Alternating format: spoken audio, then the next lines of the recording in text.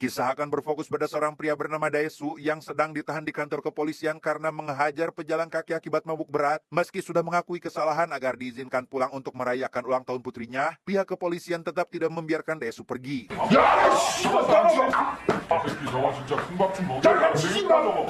야, 잡아. Tak berselang lama, Daesu pun diperbolehkan pergi setelah temannya yang bernama Jo Hwan datang memberi jaminan. Namun saat menghubungi putri Daesu di bilik telepon untuk mengucapkan selamat ulang tahun, Jo Hwan tidak sadar jika seseorang telah membawa Daesu pergi sehingga... 아, 잠깐만요.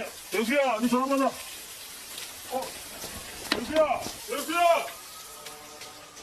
야, 대수야. 2 bulan berlalu sejak dinyatakan hilang, Daesu ternyata masih hidup dan dikurung di sebuah kamar hotel tanpa mengetahui identitas si penculik dan apa motifnya melakukan semua ini. Daesu hanya bisa pasrah meratapi nasibnya yang malang karena tidak ada sedikit pun celah untuk bisa kabur.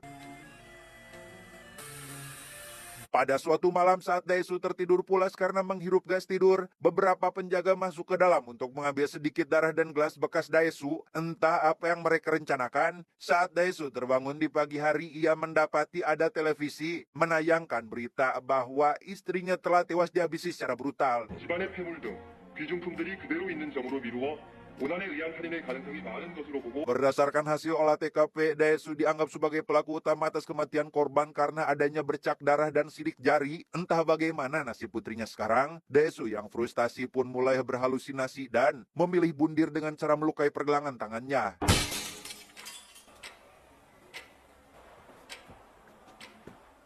Aksi Daesu pun gagal karena para penjaga di luar menyadari hal tersebut. Tidak hanya sekali, itu terjadi berulang kali yang menandakan bahwa si penculik tidak ingin membiarkannya mati. Curiga si penculik memiliki dendam pribadi terhadapnya, Daesu mulai mencatat nama-nama orang yang pernah dia sakiti sambil mengingat kembali kesalahan fatal yang dilakukannya semasa hidup.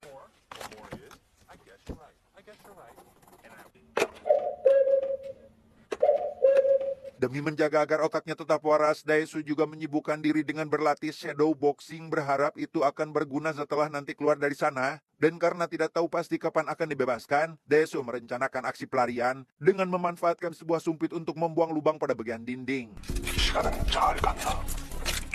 10년, 9년.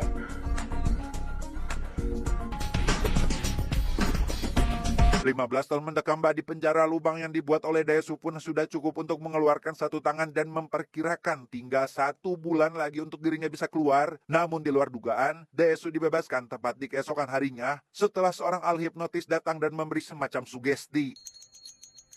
푸른 잔디가 Disinilah Daesu sekarang tersadar di sebuah atap gedung dalam keadaan kepala pusing berkunang-kunang. Setelah sekian lama dikurung, Daesu akhirnya dapat menghirup udara segar dan bisa kembali berinteraksi dengan orang lain.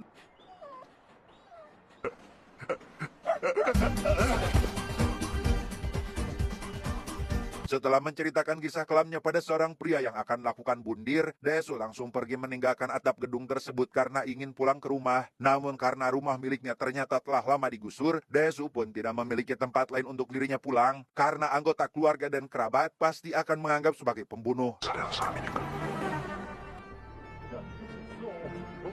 Melihat ada sekelompok pemuda sedang nongkrong, Daesu yang tidak punya pegangan uang pun menghampiri mereka untuk meminta paksa sebatang udud. Akibat dari perilakunya yang dianggap kurang sopan, Daesu pun pada akhirnya harus terlibat perkelahian dan...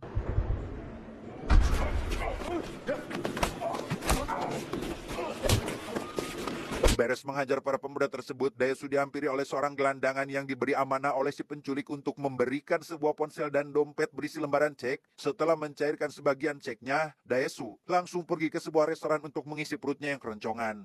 살아있는 게 먹고 싶다고 했다. 네. Dia bernama Mido, pelayan sekaligus koki cantik di restoran tersebut. Melihat tampang Daesu yang dirasa familiar, hal itu membuat Daesu sedikit risih karena baru pertama kali datang ke sana dan menurutnya sangat mustahil jika memang mereka pernah bertemu. 별걸 다 아시네요. Tak berselang lama, Daesu dihubungi oleh si penculik sehingga ia langsung mempertanyakan tentang siapa si penculik ini sebenarnya. Namun karena Daesu disuruh untuk mencari tahu sendiri, ia berjanji akan segera menemukan si penculik dan menghabisinya sebagai bentuk balas dendam. 모래알이든 바위덩어리든 Tepat setelah telepon ditutup itulah Daesu dibuat heran oleh Mido yang tiba-tiba menggenggam tangannya dan 명심하라. disinilah Daesu sekarang terbangun di rumah Mido setelah tadi malam pingsan entah karena apa, sempat akan pergi karena tidak ingin jadi beban untuk orang lain. Daesu mengurungkan niatnya setelah mendengar alasan Mido membuatnya ke sana, yang ternyata menyukai Daesuke sejak pandangan pertama. 음료한 생각하지 마요.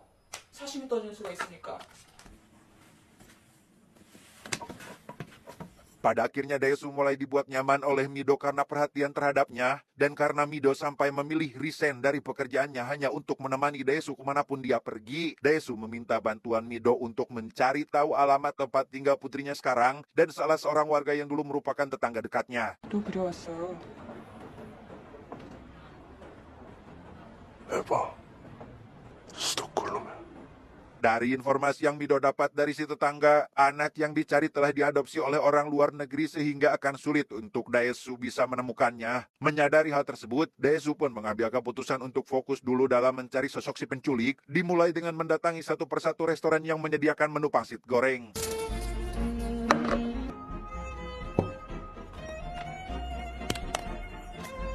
Bukan tanpa alasan, pangsit goreng adalah makanan Daesu selama 15 tahun dikurung sehingga ia perlu mencari tahu di restoran mana si penculik membeli makanannya. Namun setelah berhari-hari melakukan penelusuran, Daesu belum juga menemukan restoran yang dicari.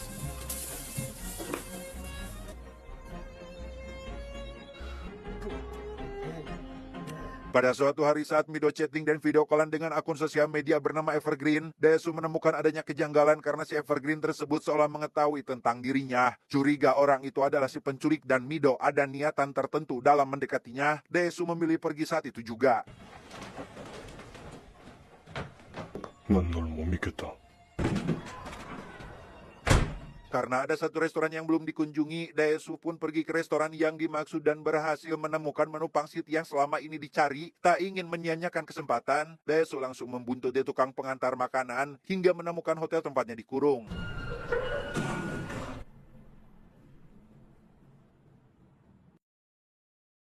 Setelah menghajar penjaga di luar, Daesu langsung menemui pemilik hotel yang juga merupakan seorang bos gangster bernama Wong. Demi mengetahui alasan kenapa dia dikurung, Daesu tanpa ragu mencabut beberapa gigi Wong untuk membuatnya buka suara tentang siapa orang yang telah mempekerjakannya.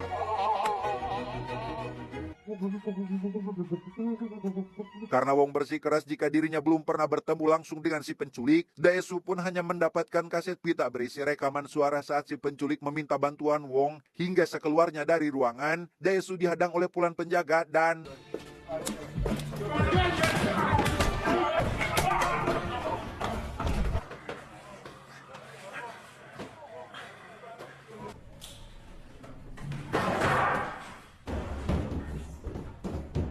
Daesu yang sempat tertikam pada bagian punggung pun mulai sempoyongan hingga nyaris pingsan di tengah jalan. Beruntung seorang pria dengan baik hati membantunya berdiri bahkan membayar supir taksi untuk mengantarkannya untuk pulang ke apartemen Mido. Entah siapa pria tersebut, namun Daesu menyadari satu hal bahwa pria itu mengenalnya.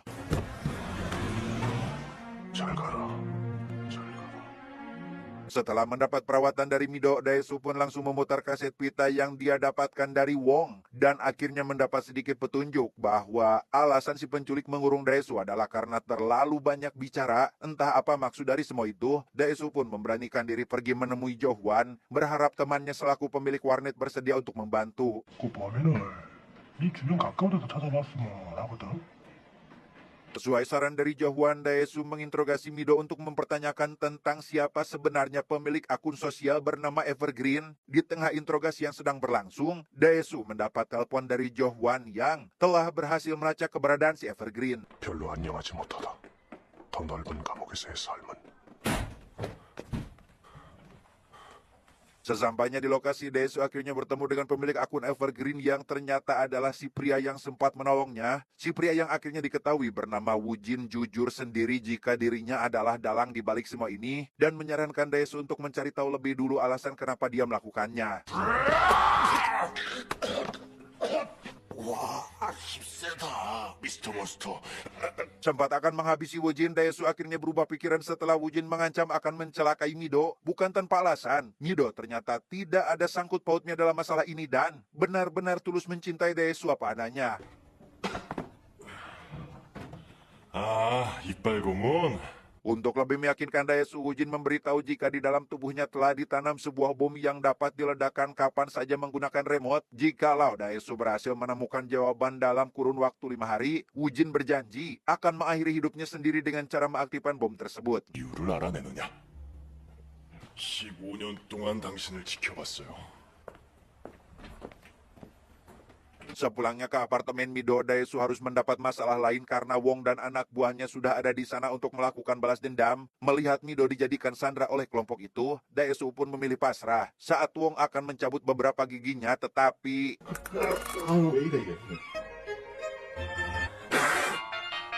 beruntung Woo Jin menghubungi Wong tepat waktu dan memintanya agar tidak melukai Daesu. Sebagai gantinya, Woo Jin mengutus seorang tangan kanannya bernama Han untuk mengantarkan koper berisi penuh uang.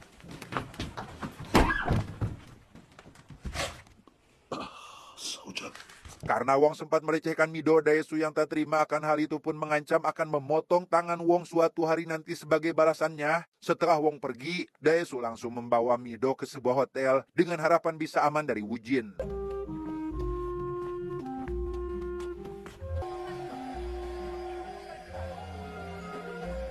Selesai melakukan olahraga malam, Daesu pun langsung tertidur pulas dengan Mido karena adanya gas tidur yang masuk melalui celah pintu. Di mana hal itu tentu saja merupakan perbuatan Woo Jin yang entah dari mana bisa mengetahui keberadaan mereka. Tepat di keesokan paginya saat terbangun, Daesu mendapati ada sebuah kotak di atas meja yang isinya ternyata adalah tangan Wong. Sadar jika selama ini Woo Jin telah menyadap pembicaraannya, Daesu dan Mido pun mendatangi sebuah toko elektronik untuk meminta bantuan dan berhasil menemukan alat penyadap yang tersimpan di bagian bawah sepatunya. 어쩌면요. 아저씨 풀어준 이유가요.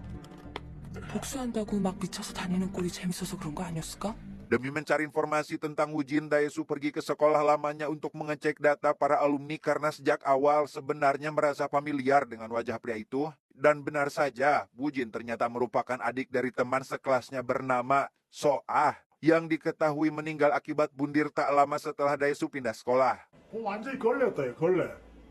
3학년 2반 아이가?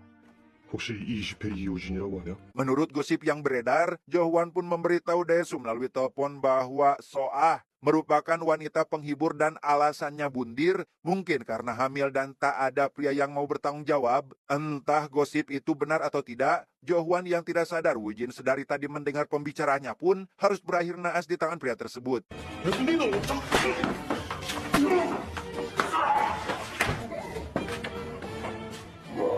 Tak ingin membahayakan Mido, Daesu pun menitipkannya pada kelompok Wong karena kini mereka menganggap Woo Jin musuh. Sebagai gantinya, Daesu akan membalaskan dendam Wong yang kini sebelah tangannya menggunakan tangan pisau.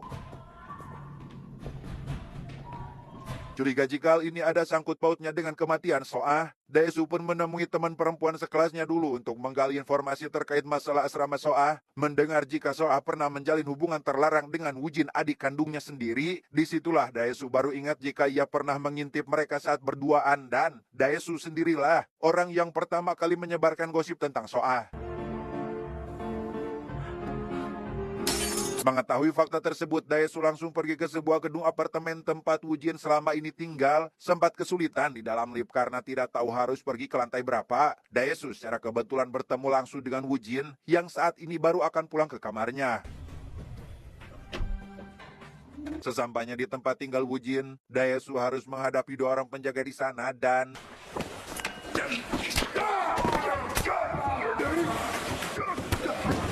selesai menghabisi para penjaga, Daesu langsung pada intinya yaitu membicarakan terkait perbuatannya yang telah menyebarkan gosip. Tapi meski begitu, Daesu meyakini jika dirinya bukan penyebab utama atas kematian So-ah dan justru mencurigai Woo Jin dengan alasan menutupi aibnya. 오데스의 혓바닥이. 자식인 동시에 조카를 임신시킨 소년의 기분을 생각해봤어. 애가 태어나면 모든 게 들통날까봐 두려웠을 거야. Setelah menyangka dugaan tersebut, Woo Jin menceritakan terkait Daesu yang ternyata sejak awal dihipnotis dan mendapat sugesti dengan Mido. Dimulai dari saat Daesu pergi ke restoran, di mana saat Mido bereaksi memegang tangan Daesu, dari sanalah keduanya disetting agar saling menyukai satu sama lain. 또 아무리 이영자 씨가 뛰어난 체면술사라도 사랑에 빠지라. 내 남친은 쉬운 일이 아니에요. Kesalahan terbesar Daesu adalah terlalu fokus mencari tahu alasan kenapa dia dikurung tanpa memikirkan kenapa dia dibebaskan. Untuk alasannya sendiri, Woo-jin mempersilahkan Daesu membuka kotak berisi foto album keluarga yang mengungkap sebuah fakta mengejutkan bahwa Mido alias pacar Daesu ternyata merupakan anak kandungnya sendiri. Mengetahui fakta tersebut, Daesu jelas tidak bisa membendung amarahnya dan langsung mengambil sebilah gunting untuk menghabisi Woo-jin. Namun karena ada Han yang melindungi majikannya, Daesu pun harus menghadapinya lebih dulu dan...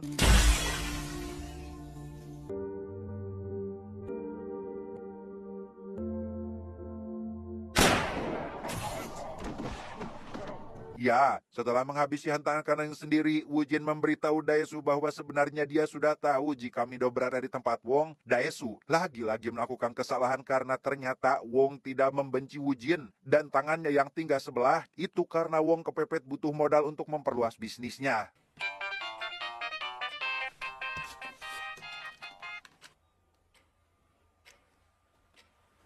Daesu pun dipersilakan bicara dengan Mido melalui telepon untuk menanyakan kondisinya sekarang. Mendengar ada sebuah kotak di depannya, Daesu pun melarang Mido membuka kotak tersebut karena takut hal buruk terjadi jika sampai Mido mengetahui fakta tentang hubungan mereka.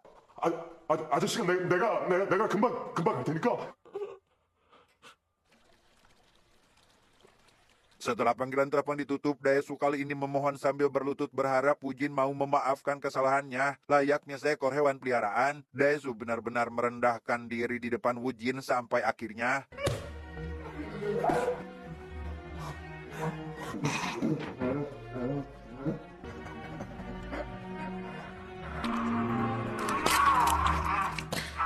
Melihat Daesu memotong lidahnya sendiri, Woo-jin pun menganggap balas dendamnya sudah terbayar lunas dan langsung menghubungi Wong agar membuang kotak tersebut. Sesuai kesepakatan waktu itu, ia juga mempersilahkan Daesu untuk menghabisinya dengan menekan tombol bom remote pemicu bom, tetapi...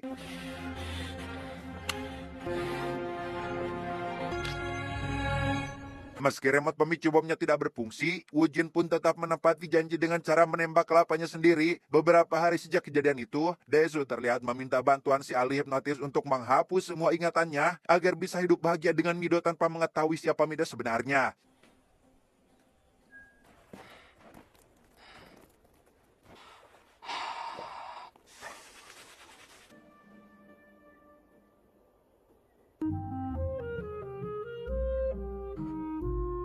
Tamat?